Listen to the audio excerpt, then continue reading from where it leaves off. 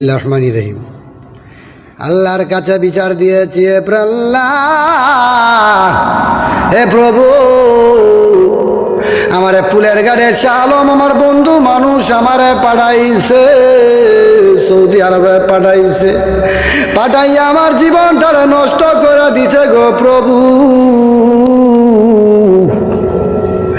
এমন বেঈমানের ঘরের বেঈমান। ফেরাউনের চেয়ে ফেরাউন অনেক ভালো ছিল। ফেরাউন দিনের বেলা যদি ক্ষুধা দাবি করত, রাতের বেলা গভীর জঙ্গলে গিয়া বলতো, আল্লাহ আমি জানি তুমি ক্ষুধা, কিন্তু মানুষে আমারে ক্ষুধা কইলে ভালো লাগে,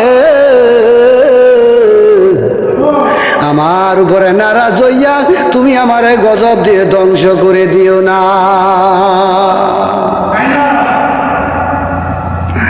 আল্লাহ এর মতন বেঈমান, এর মতন বাটপাত জিতার দুনিয়াতে নাই। আমারে কই যে গত 4 মাস ঘুরলাম, বললাম বন্ধুরে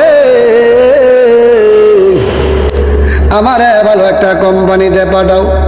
আমার সাথে ছিল আমার সহকারী সাইদু ড্রাইভার, সাইদু মিয়া, সাইদু মেরে লিয়া বনাইলাম করে, বন্ধু চিন্তা করিস না, তোরে ভালো কোম্পানিতে পাঠাইলাম।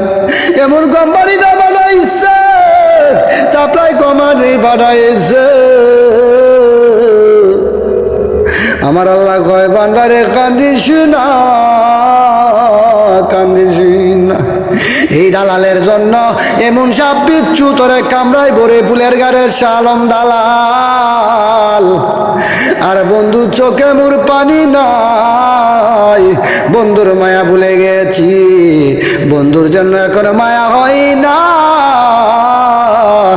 দালালি করলে ঢাকা চইলা যা, ফুলের গাড়ে কেন থাকবি, ফুলের গাড়ে থাকিস না, ঢাকা চইলা যা, ঢাকা গিয়া দালালি কর,